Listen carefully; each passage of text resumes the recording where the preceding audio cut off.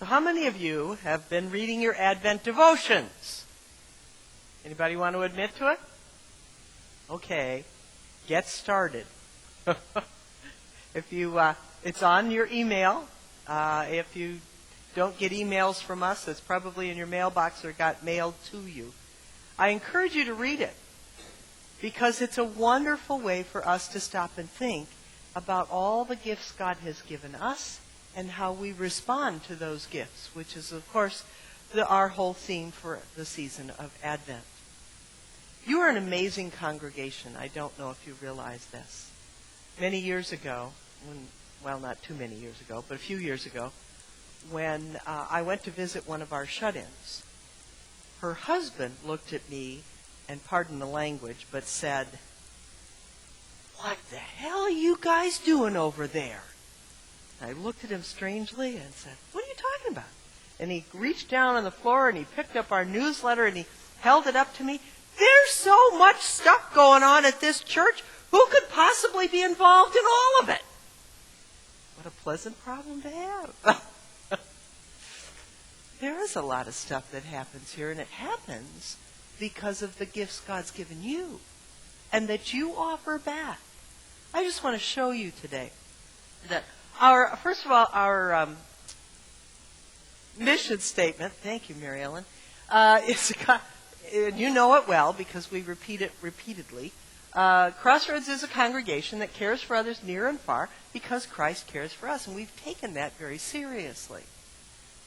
Last week, remember, I talked a little bit in the sermon about thanks and giving go together. So, in thanksgiving for the gift of our Savior Jesus, we offer our gifts to Him. Here are some of the gifts that this congregation has offered Jesus in the past year. This is just some of them. I didn't want to make this sermon an hour long. Baby Blessings Basics, a ministry that we started about 3 years ago, I believe, where we give away baby clothes to anybody who needs them. By the way, one of these days I'm going to open the back door so you can see the supply of clothing we have. It's amazing. Just amazing. But in 2014, we served about 85 families, or one every 4 days. That represents about 125 children and about 2,500 items given. Not bad. Not bad. 4 times a year, we host Family Promise. Some of you participate in that in one way or another, whether in prayerful support or in your presence during their visit with us. This is kind of one of those little secret ministries we've got going. Not secret in the sense that we don't want you to know about it, but secret in the sense that it happens during the week, and there's just this quiet group of people that come in on a regular basis, 5 teams, and they make sandwiches, 60 of them every week, and then they take them down to Hearts for the Homeless. Many of you probably don't even know that happens because it happens so quietly during the week, but every week. This year we took on a home for Benny. It came out of the congregation, a desire to help a young boy with muscular dystrophy that lives just down the street remodel his home. We held a garage sale, a bake sale, and a hot dog sale. And for any of you that might have participated in the hot dog sale, I apologize, but the pictures I took of that didn't come out very well. That's Benny in the middle. And together we've raised over $10,000 to help remodel Benny's home. I have to qualify that and give our thanks also to Thrivent because they contributed a grant and matching funds to help make that $10,000. So that's just amazing. And that's just the beginning because many of you have said, what else could we do? You've got more ideas, more gifts. Let's offer them. Let's offer them. And by the way, in your newsletter this month, there was a letter from Lori, who was Benny's mom, thanking us for our gifts. And if any of you are on Facebook, you need to friend a home for Benny because there's ongoing things happening, not within this congregation, but beyond this congregation, that you should know about. We also give our thanks to God through praise and by helping in worship, both indoors and out. We have things like our Sage program and people who are worship assistants, but beyond that, somebody has to set up the altar every week. Somebody changes the paraments when they need changing. Somebody comes in and decorates for Advent when it's Advent time, and they'll be back again before Christmas to change it all over again. We have people who help with worship in ways that you don't even realize. When Mike comes up and has to hand me the PowerPoint remote, Mike is an assistant in worship. It takes a lot of you to make this worship thing happen. That's a gift you give. People give their gifts through music leadership.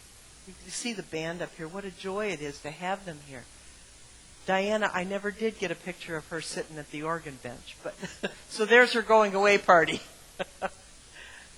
But we have people who can sing, who can play instruments, and if you do, let us know. We'd love to have you come up here.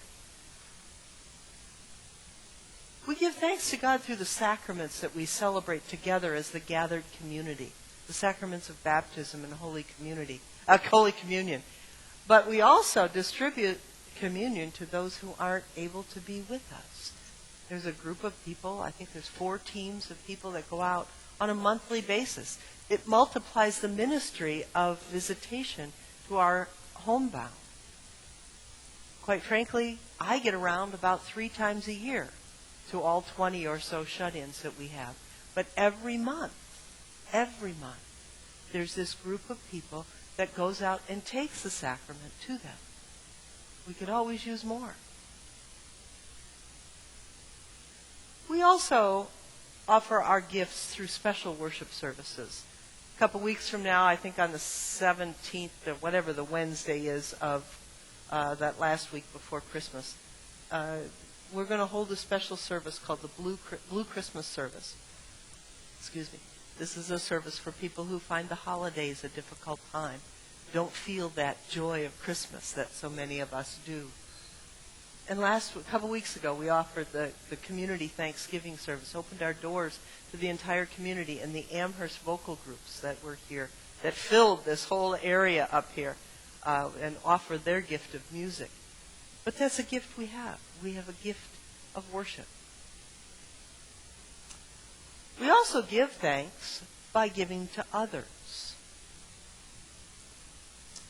We've got another group of people. Again, this is the quiet bunch.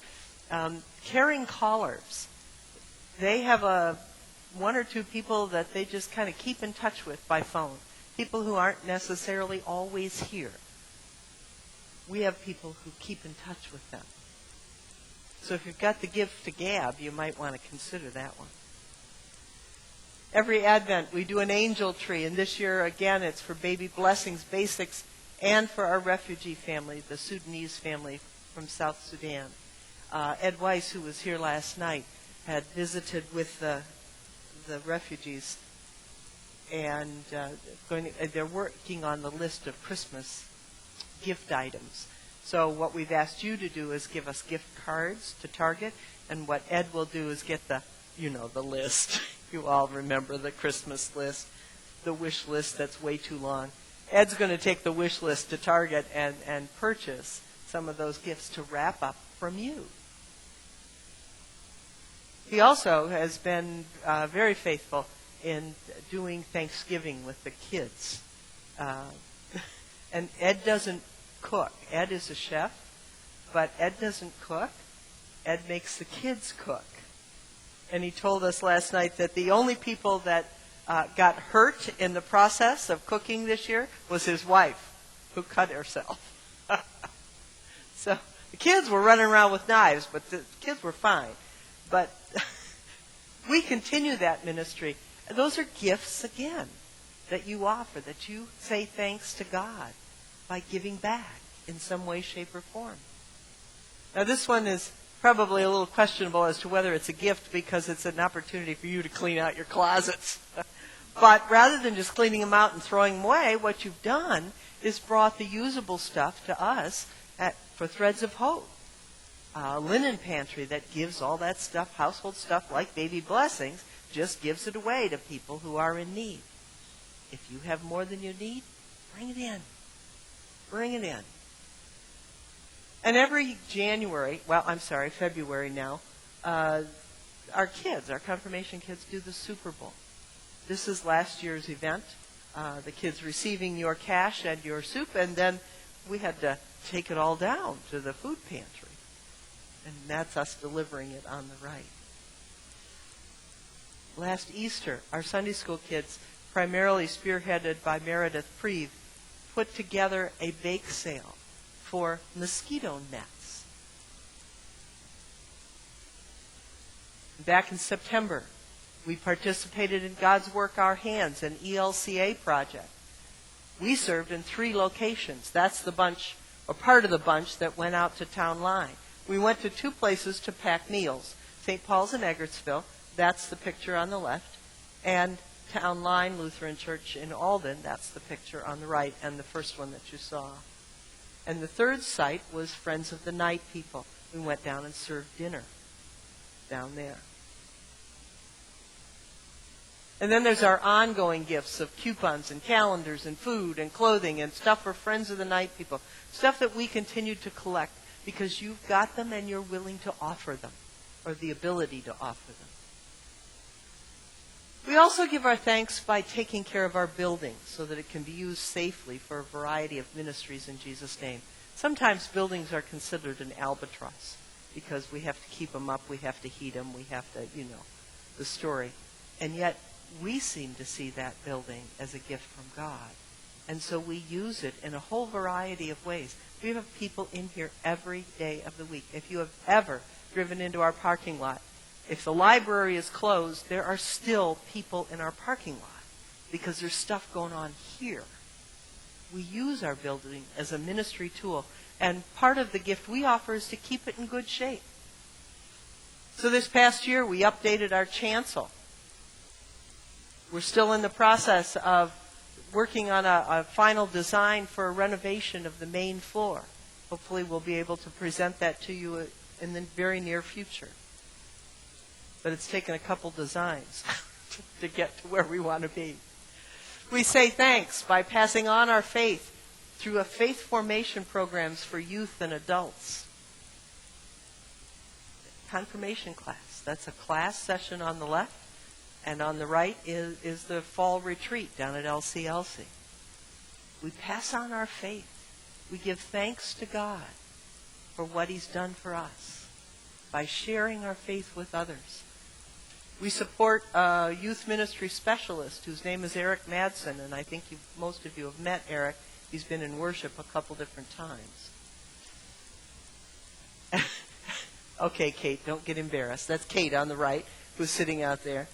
This is some of the pictures from confirmation camp. Every summer we send as many of our kids as we can down to LCLC for confirmation camp. We also send a variety of others down for regular youth camp. I don't go to those, though, so I don't get pictures of them.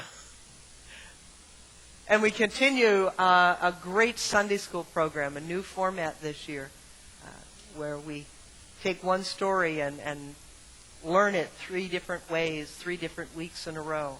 Today we start the story of Jesus' birth, and we'll continue that for the next 2 Sundays. And our kids gather together for fun activities. Not a lot of them, but a few of them. And this is a swim party we had before Sunday school began at the Eberhardt's house. You remember Summertime Jesus from last summer? Summertime Jesus went all over the country. On the left there, Karen, where were you there? Grand Junction, Colorado? All right. Okay, all right. And then the next picture over is actually Jesus helping with the dishes, going down the Erie Canal. The third picture is Summertime Jesus hanging out with Meredith Preve in her purse, going wherever Meredith went. And he was even as close to home as our front lawn as Sharon Wall worked on the gardens out front. So we say thanks by supporting ministries beyond our congregations through things like Lutheran Charities, Pub for a Purpose. Many of you participated in that.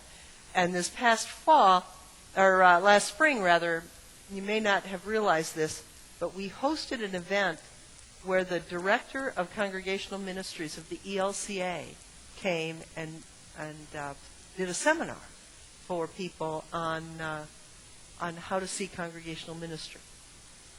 His name was Stephen Bowman, and we offered our space because we have it. So, 10% of all that we receive as a congregation, we then turn around and share beyond the congregation. That's the congregation's way of saying thanks to God for your gifts to us, and we send it out to a variety of ministries, one of which is the Upstate New York Synod, but not the only one. There are 12 other ministries that we then also send your benevolence dollars to. That's me and the new bishop. That's the selfie. You know, that's the great thing now. You take your cell phone and you do this, take a picture of yourself. Well, that's the one I took of me and the bishop at his installation. And the one on the right is our delegates attending the Synod Assembly. That's Nancy and Lanny Rutman and Pastor Mary Ellen in the picture on the right. We also support a variety of local ministries through Lutheran Charities. They sponsor LCLC, Lord of Life Dead Adult Daycare Center, Campus Ministry, Organic Youth, the Isaiah 61 Project in Niagara Falls, and the Samaritan Pastoral Counseling Center. So your thank you gift to Lutheran Charities goes to help those agencies. So as our gift to Jesus this Advent, let's say thanks with our lives, our time, and our energy, the gifts he's first given us. Before I sing this, I want to go back here. The prayer of the day that we used today is actually from those devotional books that we asked you to read. Lord, you are our treasure. Help us to show our gratitude for you, for who you are and what you do for us through our generous giving of ourselves to others. That's what we prayed today. We're a gift because we've been given a gift. This is that song that we're going to be singing every week in Advent. What can I give him for as I am? If I were a shepherd, I would bring a lamb. If I were a wise man, I would do my part. Yet what can I give him? Give my heart. You can all do that. You can all give him your heart. You may be asking the question, what can I give? Think about the gifts you've been given. Think about the ways people in this congregation have already given those gifts to the work of the Lord so that the ministry of Jesus Christ can continue. What can you give? You can give your heart. You can give the gifts you've been first given. Jesus, we want to be a gift for you. Desperately, we want to be a gift for Jesus. So, you knew this was coming, didn't you? I've got some sheets here. And on these sheets, we have a list of some of the things that this congregation is in particular need of at the moment, which is not exhaustive and it's not overly particular, but it at least goes through some of the stuff that we need. And by the way, if you get more than you need here, just hang on to them. I want to ask that these are some of the areas where you can help us care for others because you have a gift from God. And I would ask that you think through not just what you currently do, but what you could do down the road. We need help with building and construction skills or supervision. If we're going to get this building renovation underway, we're going to need a lot of help with that. If you've got one of those gifts, please let us know. Music leadership. We're always looking for more voices up here. We'd love to have some voices on the Saturday night, maybe. If you want to offer that gift of music leadership, check it. We're really good at eating together. But have you ever thought about the fact that when you eat together, somebody's got to set up the table, somebody's got to decide what the menu is, somebody's got to serve it, somebody's got to clean it up. We need help with that, particularly on the organizing side of it, not just the worker bees, but we also need people who are willing to say, sure, I'll put together the strawberry social, or I'll work side by side with somebody else to do that. We're always in need of more people to make those phone calls, so if you've got that gift to gab, let me know. We also love to have many of you participate in worship in any way, shape, or form. And I'm serious when I say that participating in worship can be even behind the scenes with the altar guild and the decorating, as well as the upfront reading. Worship leadership doesn't necessarily mean you have to stand in front of the crowd and read. We're always in need of leadership on the council. And I mean people who have vision and excitement for the future ministry of this congregation. Not just people to warm the seats, but people who are excited about the ministry and looking forward to the future of this congregation. Marketing is the newest and greatest thing within the church and other areas as well. Used to be we could just open our doors and people would come. Nowadays we have to tell them we're here. So if you have any skills in marketing, we can obviously use that. Family Promise is continually in need of people who will help out when the families are with us, because some of us go on vacation and aren't here all the time, so we could use some extra people. If we are going to do this building renovation, we need somebody with some interior decorating gifts. We're always in need of people with hospitality gifts. Down the road, we're going to be looking at some staffing issues, and we'll need people who are good at human resources. We need technology skills. And then, of course, there's all the stuff that you've got, the gifts you have, the talents you've been given that I haven't mentioned yet. But you know you have them. Put them down. Is there some way we could use them here in the church? You might be surprised the variety of gifts that we need to make this ministry happen. I'd like to ask you to fill this out today. This is your thank you gift, one of your thank you gifts this Advent, for the gifts you've been given already. What I'd suggest is that you fill it out and then put it in the offering plate today, if you would. We'd appreciate that. Now, go back and sing with me. Oops, wrong way. Sing with me. What can I give him for as I am? If I were a shepherd, I would bring a lamb. If I were a wise man, I would do my part. Yet what I give him, I give